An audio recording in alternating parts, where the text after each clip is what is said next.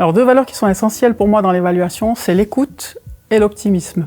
L'écoute parce que c'est en offrant des conditions d'écoute à la personne que la personne peut aussi se poser, être dans ce lien de confiance et puis aller à la rencontre de choses qui sont peut-être nouvelles pour elle et puis qu'elle peut, au travers de cette écoute, envisager de nouvelles perspectives. L'optimisme est aussi important parce que c'est effectivement, l'évaluation est quelque chose de dynamique qui nous porte vers de nouveaux buts, de nouvelles perspectives. Et voilà, il faut avoir confiance dans l'avenir. Et on sait qu'aussi l'optimisme, c'est quelque chose qui permet de fédérer des gens autour de soi et puis de pouvoir porter des projets innovants aussi.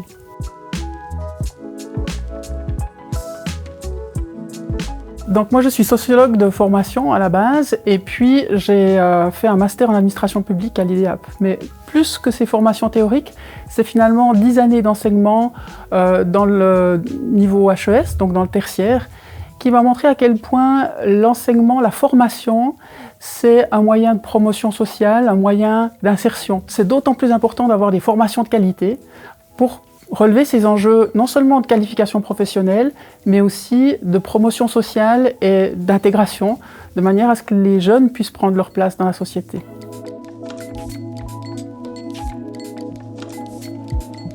Alors j'aimerais que nos prestations d'évaluation nous permettent d'apporter une nouvelle culture, une culture du dialogue, une culture du feedback, une culture de la collaboration, de manière à ce que ces collaborations, ces échanges puissent avoir lieu dans tous les niveaux de la formation.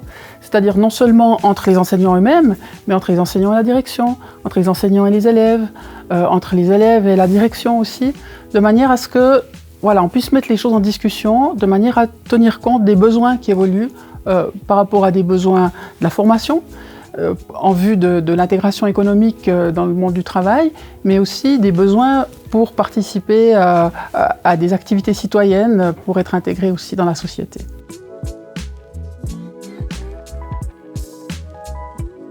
Alors c'est très important que nous montions nos projets de manière participative, en collaborant. Donc la première chose, c'est nous rencontrons les directions d'école pour bien centrer nos propos, nos questionnaires sur les besoins de l'école, de manière à ce que les enquêtes qu'on va mener, les interviews qu'on mène, puissent répondre aux questions des directions. Et puis, voilà, même si c'est le canton qui délègue ce mandat, que ça puisse répondre aux besoins de l'école. Ça, c'est vraiment essentiel.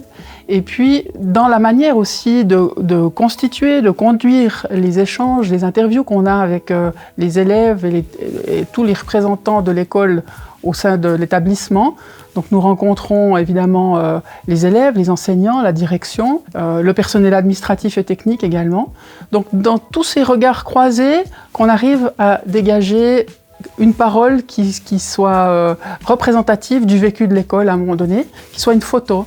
Et à partir de là, sur ce mode participatif, eh bien, nous essayons de faire des recommandations réalistes, claires, pour que l'école ait de nouveaux projets pour ses activités, des nouveaux objectifs pour la poursuite de ses activités.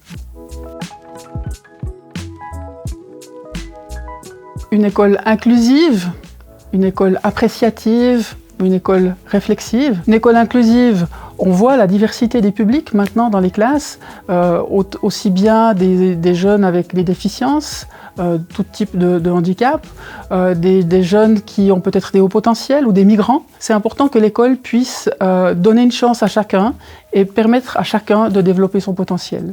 Une école appréciative, parce qu'effectivement, on peut toujours parler des déficits, des manques, des lacunes, des choses à compenser, mais on peut aussi travailler sur les talents, sur les ressources. Donner confiance aux jeunes, je pense que c'est quelque chose qui est très important dans le monde actuel.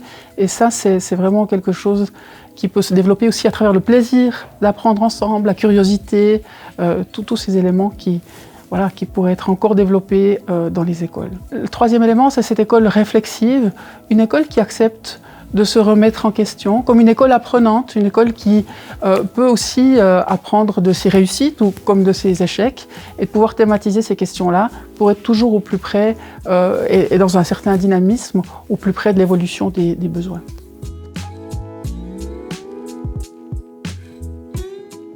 Alors là où elle est connue, notre démarche est bien accueillie. Les peurs sont tombées, les personnes voient l'intérêt de cette activité, de cette démarche, de ce questionnement. Et là, on a un travail de communication à faire encore, notamment en Suisse latine. Beaucoup d'écoles ont d'autres moyens d'assurer la qualité, mais peut-être pourraient aussi bénéficier de ce regard externe qu'on peut apporter sur les prestations au travers du regard de tous les intervenants au sein de l'école.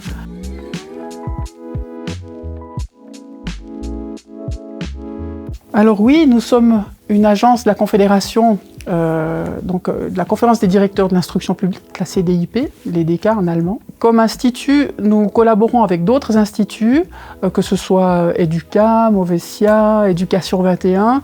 Il y a un certain nombre d'instituts et d'agences de la CDIP qui travaillent tous dans leur perspective pour développer le système suisse de formation, l'espace suisse de formation. Et notre contribution, à travers toutes les évaluations que nous conduisons, aussi bien les évaluations au sein des écoles que des enquêtes standardisées qu'on fait au fil des années, sur cette base-là, nous contribuons au rapport suisse sur la formation qui sort régulièrement avec des contenus que nous avons pu faire remonter pour des décisions politiques.